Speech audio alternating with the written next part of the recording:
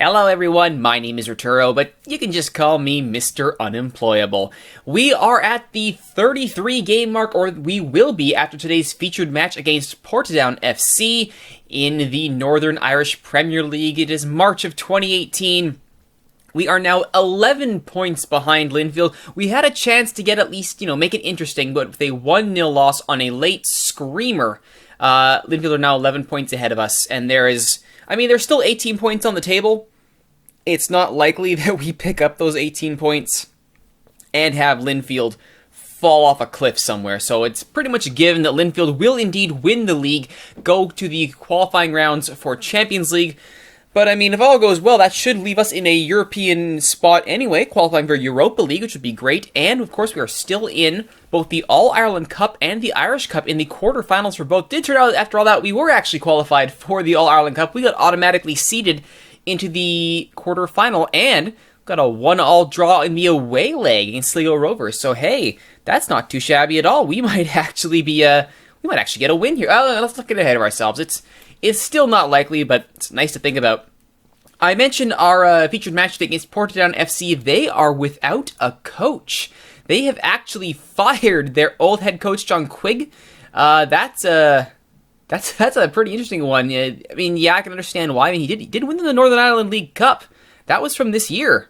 But unfortunately, the team is not performing where they would like to be. 7th right now. No hope of getting into top 6 before the split after today's match. So, understandably, that's not going to save you your bacon if you can't get into that top 6. So John Quigg is gone from Portadown. On other coaching news, I won Coach of the Month for February. So another nice little accolade for myself there. Achievements, yeah, there we are. Coach of the Month for February, always fun to see. Getting my due, if you will, here and there. As you can see there, it says signing a bunch of kids on free transfers. That is because the youth intake has come in. We have picked up, as we can get our youth here. There they are. That is this year's crop of trialists. Of those, the ones we ended up signing, again, they're all pretty, for being totally honest. But we did pick up William O'Hanlon and Chris O'Connor, a left back and a central midfielder, respectively. If they can even hit half that potential, if they can get 3 stars at us, I'd be stoked to have those kids on the team. But again, we won't get ahead of ourselves. Aaron Beadle, a right midfielder. If we ever decide to switch formations, could be a good option to have there. Not putting too much hope in that, though. Mark Turkington, left midfielder. George Forsyth, Craig McGurk, Eric McDonnell, Ryan Wells, Brian Riley, Frankie Greenway. Those, I believe, round out the kids we picked up. Some of them might actually have already been on the team now that I think about it. But for sure, those are the ones that were here. Yes, there we go. McGurk and McDonnell for sure, because they only had the one match played. Those were other trialists. Hanlon and O'Connor. And then the rest, I don't think... Greenway. Greenway got a nod because, hey, he's a center back and you can never say no to more center backs. So that's the state of the youth intake. Again, not exactly going to light the world on fire. But as long as we have some youth ranks to try and bring up, who knows, maybe we find the next Ronan Lennon, maybe we find the next Colm Bell. But you got to actually have the kids to find out, that's for sure. Speaking of kids, Ian Higgins is potentially going on loan to Coleraine FC for the rest of the season, which would be great for him, get some first team minutes, as he's going to be the backup, because it looks like Elliot Morris is indeed falling off the face of a cliff with his skill set plummeting rapidly. So hopefully he says yes to that loan and he will go. And that will be good things for all involved. Other news on the squad here, Gareth Mullen, our youngster, who has been in and out as a midfielder in that sort of that Shannon Clucas role. Before we got Clucas, Gareth Mullen was the kid. He's now full 2 stars, and he, more importantly, is on a full contract. He agreed to a $250 a week contract expiring in 2020, so that's good. He is locked up. He's not going to be signed out from under us. Very happy to have him still on the squad. Again, it's a significant raise and a significant investment, but he is 2-star, and Declan Cadell, to look at other 2 stars on this squad here, he's making $450. So, 400 tax. So I'm not that that concerned about giving Gareth Mullen the kid here just a little over half of that. So for me, that's a good signing to lock him up. I also tried to lock up, speaking of, Ronan Lennon, but his agent is just being a jerkwad and refuses to sign an actual contract, preferring to only offer non-contracts, which I'm not interested in. I want this kid locked down, but oh well, his agent's kind of screwing him out of a nice payday. Poor kid. But he will continue that $35 a game appearance fee, $5 a goal bonus. Yeah, good job, Ronan. Just keep making that money. One other piece of squad news to pass along here. Jack McCrainer, not Jamie McCrainer, our keeper. Jack McCrainer, our third string right back, is out on loan finally. I found a team worth sending him to. He is out at Crusaders. So he's actually getting Premier level experience. I believe he even scored a goal while he was on loan. So good for him. He's getting some experience. His potential has fallen down to 3 stars. Not a shocker, really. This is why he's third string. Basically even with McGuigan at this point. But that's fine. He's getting minutes. That's fine. He won't fall off completely. Would have liked to see a little more potential out of him, but as long as he's getting minutes and developing, that is fine. That is all right by me. People who are developed, though, are my strikers. And looking at the squad selection info plus here, let's take a look here at the main squad. Just showing off the goal-scoring charts here. 23 goals and 14 assists for Curtis Allen. Daniel Hughes right behind with 21 goals and 10 assists. Ronan Lennon, 15 goals, 7 assists. Our striker core woke up this season. Jordan Stewart as a supportive 9 assists for him. This is phenomenal stuff here. 20 goal seasons from your top 2 strikers. Incredible average ratings. In fact, 4 of them consistently above 7.0 on an average. McCaffrey's actually on a bit of a hot run of form right now, which is great. Bell having a bit of an off season though, and Klukas, he's not horrible. That's certainly can be fairly said, and but he's on 7.04, nice run, but 6.74 is fairly average for the $70,000 man. But still, Allen and Hughes lighting it up. Allen has actually broken club records for assists and goals in league play in a season, so he is just a man possessed. In fact, if we even go to the page for the Premiership here and look at the player stats. Oh my goodness, look at this. This is just incredible. Average rating, they're right behind Barry Scott, who's gone on a tear for Dungannon Swifts here. But that is just amazing average. They're tied at 7.35 if you take their league-only ratings. Absolutely incredible. Allen is currently 5th in the Golden Boot race with 20 goals, 14 topping the assist charts. Hughes and Lennon are actually, despite my constant yelling at them to get their shots on target, they are actually topping the shots on target ratio. And Hughes and Allen, incredible goals per 90. Barry Scott is just godly in goals per 90 as well. That is just obscene. 1 goal for every 83 minutes played. That is just nuts. 6 player of the match awards for Curtis Allen, 5 for Daniel Hughes. I mean, this is exactly what you wanted to see. Your top striker is simply lighting it up. And this is just always good to see. Jamie McCrainer, actually, this shocked me. He's only led in 24 goals. That is quite good. He's also 5th in the shutout race with 5. He's not going to catch Johnny Tuppy, that's for sure, but that's a great showing from our new keepers. So, a worthy successor for Elliot Morris, safe to be said. And this I found really fun. Howard Beverland, 4th in key tackles with 20. Very good. So that signing at least turned out. Quite happy with that. Looking at the schedule since last we left off here, we had a mixed bag here. Once again, we had a little bit of a banana peel against Dungannon Swifts, losing 1-2 and then drawing away at Ballymena. We had a bit of a scare against Donegal Celtic in the Irish Cup 5th round. We did get our 2-1 win, though. Did beat Dundela 2-1. Lost to Cliftonville away. Unfortunate, but that one's not as unexpected as a 1-2 loss to Dungannon Swifts. That's much more unacceptable. However, we then beat up on Durgview, Tullamore, and Crusaders, drew Ballymena, which, not so happy with that. The 5-2 stomping of Glenavon, much better. We then actually drew Linfield away in the quarterfinal of the Irish Cup, forcing a replay at home, so fingers crossed we can get a win there, because we're certainly not going to get a win away, as we went away in the league shortly after. I mean, this is just brutal fixture congestion here, and lost 1-0. This is after a 1-1 draw with Sligo Rovers, as mentioned at the top of the show. But look at this, match on Saturday, match on Tuesday, match on Thursday, match on Saturday, match on Tuesday. That is just bonkers. Then the split will happen, and then the Irish Cup quarterfinal replay will be at the beginning of April. So that's the state of the squad. All in all, I mean, a vast improvement over our 2016-2017 campaign. Second place is looking pretty good, though. The worst we could possibly finish is 6th. Even if we threw every other point away, we'd still be in 6th. It's not bad, except for the part where we were told to challenge for a title. So, I mean, hey, 11 points out the pace is, second place pretty solidly, 6 points ahead of Ballymena. So I consider that a good challenge for the title. We certainly aren't going to win it. Again, Linfield could throw points away, and we could win out here to the end of the season. I don't see it happening, though. So I think second is a very reasonable expectation at this point, which would mean more Europa League, which would mean more cash and a chance to turn a profitable season. Always a good thing. U18's doing their job nicely. How is their league going right now? Oh, second. 4 points back of Dungannon. Very nice. Quinn on loan, doing okay. Marcina deciding what to do with his squad. Great. Okay, here we go. Jordan Little's out with a torn calf muscle. He is off the shortlist, that's for sure. Casement, gashed head, he's off the shortlist. So all my potential options at Portadown have just been immediately crossed off due to their rather checkered, injured past. Meanwhile, Kim Nelson actually not looking too good here in his recovery from injury. But I don't really want to put... Do I want to put McCaffrey out for this? Yeah, I think we have to put Nelson in off the bench, if at all. Can't afford him going down again. Bernie actually taking a break, and this was just so we can keep him fresh for the upcoming match against Sligo Rovers. And let's see if we can get... Ooh, an empty bucket 4-4-2. This I'm not used to seeing out of Portadown. Interesting.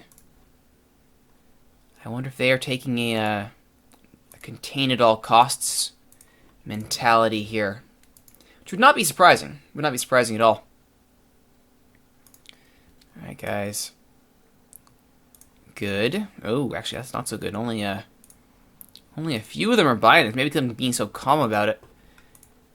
Alright, let's see how that goes. Glentoran in their green and black with the red sleeves. Portadown in their all red. We are the away team for this one. We are in Portadown's barn, to use the hockey terminology. Allen to Yule. Off of that free kick, Yule to McCaffrey. Will he justify my choice to put him in the starting 11? Let's hope so. Klukas to Bell. Marcus Kane, who's been running into yellow card trouble this season, and I do not care for it. Kane to Bell. Klukas. McCaffrey. Hughes. Bell, good possession here from the Glens, though McMahon takes the ball off of Bell, and back the other way goes Portadown, and that will end the chance. We did somehow get a shot off of that, but it was blocked. Twig had to have been in an offside position there, and he was. However, we did not retain possession, or they did not retain possession, and so the play continues. Flag did go up there, but more importantly, Daniel Hughes is away to the races. Hughes on target, but it's at the keeper. Unfortunate. Come on, Daniel Hughes. Ooh, that's not good. Alright, he's got to come off at the half. He can play to the half, and then we'll bring Bernie on. Not good. Beverland's been a good guy for us. And Conity, picked up by McCraner. And considering that all the other defenders that I've approached to join us on freeze want an arm and a leg to leave their clubs, and I'm not paying that. I'm not Linfield. Allen's, ooh, free kick is on target. Graham, however, is there. There's a card. McMahon's been fouling a little bit too much for my liking. Though if it means he gets a card out of it, I will be fine. Keep him on. Well, Addis as well to head that away. Conity. Conity crosses. Addis is there again. And to Conity. From distance, that's not even close. Not even close. Yes, please close him down. Shots count in 63, possession solidly in our favor. Make that 7-3. Just not able to make it count on the score sheet where it matters. Beverly with this restart goes long. Goes right into the chest of Richardson. And Graham himself will take this kick, finds Conity. Immediately closed down, has to get rid of the ball to Mackle. Mackle for Murray. Can he get a cross in? He will, but it's behind his strike target, and Conity gets it instead. Conity. Tries to this time finds Murray, but it's over the bar. Oh, that was close. That was close. Allen. Hits the wall. Second effort to Bell. Blocked. Feel like that was going to go wide anyway, since, yeah. That had Shank written all over it. Cliftonville beating up on Crusaders here, 3-0. Alright, Beverland, off you come, please. Once again, it's the Bernie Addis wall back in action. Anybody I want to preserve here? I think Allen can be preserved. Keep working. Keep working, guys. Addis will take the free kick over the bar. I had a suggestion from the folks in Twitch chat a few games ago to... Oh, Bernie! Bernie with the goal! The suggestion was to put... Oh, come on! The suggestion was to have Addis take the free kicks, and it almost looked like it was a perfect suggestion there. There's the kick, and... No, he's offside. He is offside. That's unfortunate. Got excited for nothing.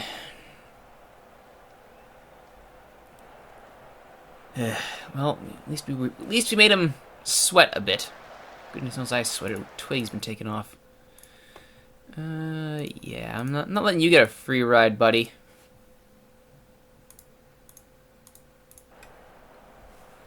Let's see if we can force McMahon into making another yellow-worthy tackle there. Oh, Conity came off. Conity came off. For whom? A D-mid. Alright, we'll leave that alone.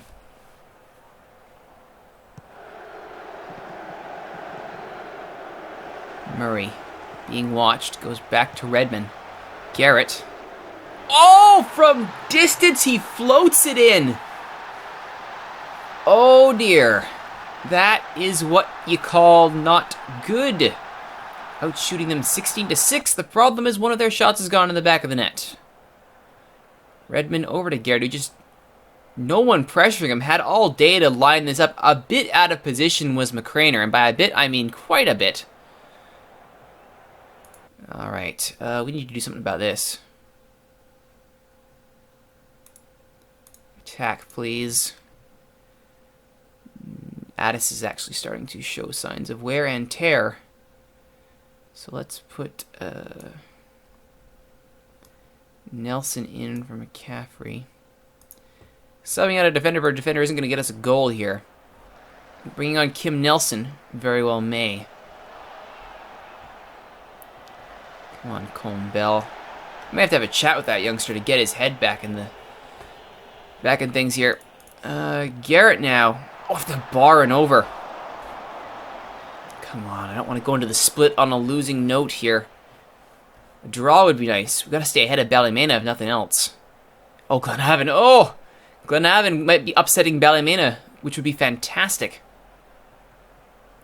Yeah, suddenly this game has really shifted in favor of Portadown, and I do not care for it one bit. Let's get going here.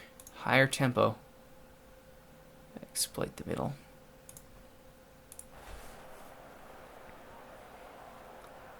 Let's see if that gets us the late goal we need. McCaffrey goes deep for Yule. There's the cross near post. Hughes! Daniel Hughes does it. Let's flip back to counter. We have our draw. We have our draw. Let's not overdo it. 3 minutes of added time. Kim Nelson now. Free kick is over the bar. Wouldn't that be something to win it on a free kick in stoppage time after being down for most of the game? Nelson can't find a green jersey, and that's full time at Shamrock Park. A 1-1 draw. We go into the split feeling very unlucky, I would say. Not happy, boys.